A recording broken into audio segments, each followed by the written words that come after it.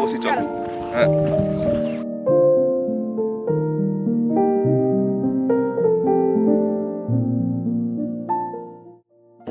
তোকে একটা কথা অনেকদিন ধরে বলবো বলবো ভাবছিলাম। আরে তুই রোজই বলিস কিছু বলবো বলবো, কিন্তু কিছুই বলিস না। আরে দাঁড়া, মা ফোন করছে।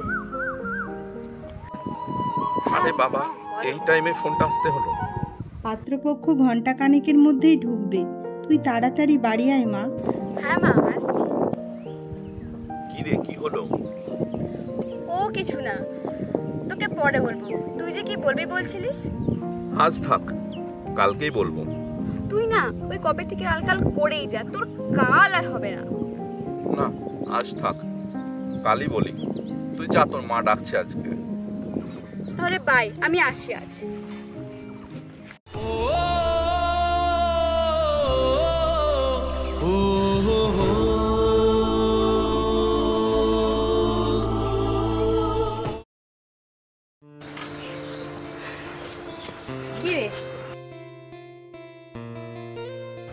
কিরে, কি বলবি বলছিস যে না ওই দিন? বল। আগে তুই বল, তুই আমাকে একটা ভালো খবর দিবি বলেছিলি না?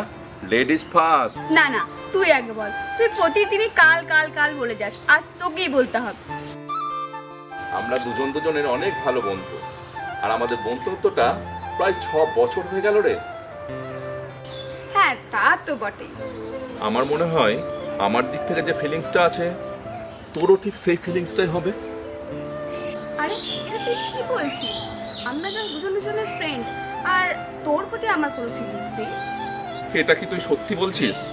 আজ তোকে একটা কথা বলতে এসেছিলাম, আমার বিয়ে ঠিক হয়ে গেছে। তাই? সেটা কিন্তু হাই স্কুলের টিচার। তার মানে তোর আমার প্রতি কোনো ফিলিংস নেই? না,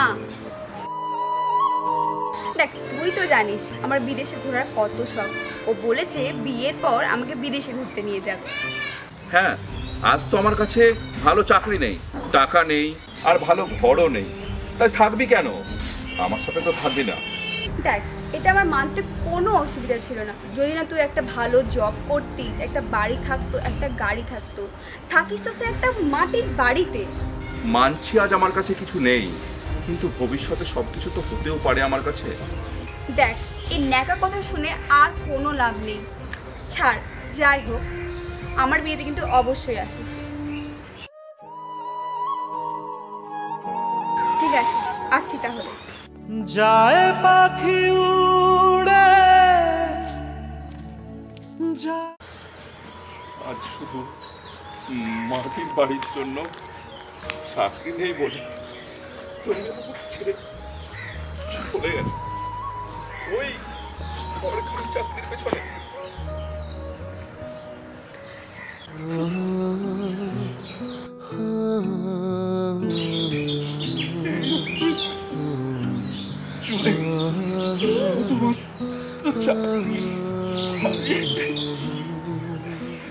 টাকাটা কি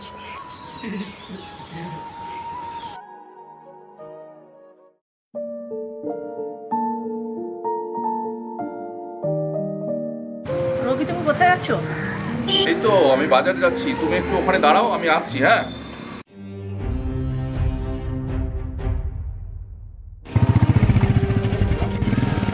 আরে পূজা, তুই এখানে? কি রে, কেমন আছিস? আরে তোর চেহারার একই হাল করেছিস। ভালো নেই রে। কেন? তোর তো ভালো থাকার কথা, তুই তো তোর পছন্দ মতো ছেলেকে বিয়ে করেছিলি না? তুই ঠিকই বলেছিলিস রে। আর তোর বিদেশ যাত্রার স্বপ্নটা কি হলো রে?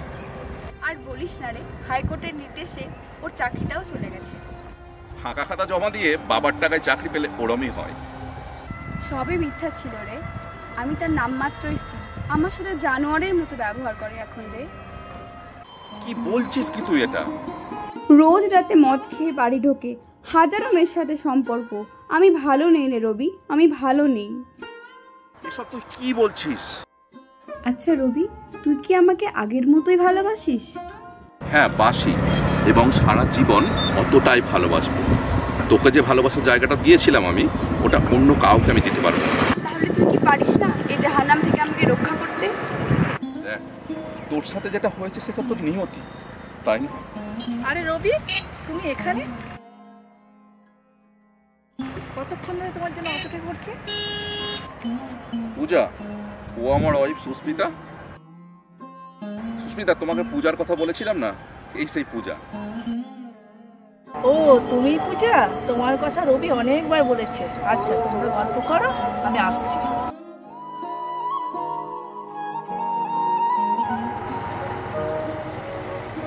রবি, তুই বিয়েও করে ফেলেছিস?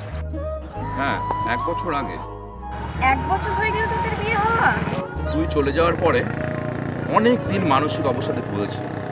সত্যি কথা বলতে, পরে বুঝতে পারলাম যে জীবন কারোর জন্য থেমে থাকে না। বিয়ের পর ও আমাকে আপন করে নিয়েছে। তুই এখনো বলছিস আমাকে তুই ভালোবাসিস? তোর বউ কি জানে তুই আমাকে ভালোবাসতিস?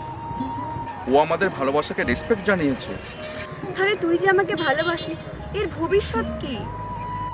যে ভালোবাসাটা আমার একতরফা, যাতে থাকে না কোনো চাওয়া, থাকে না কোনো পাওয়া, যে ভালোবাসাটা আমার ব্যক্তিগত, তার আবার ভবিষ্যৎ।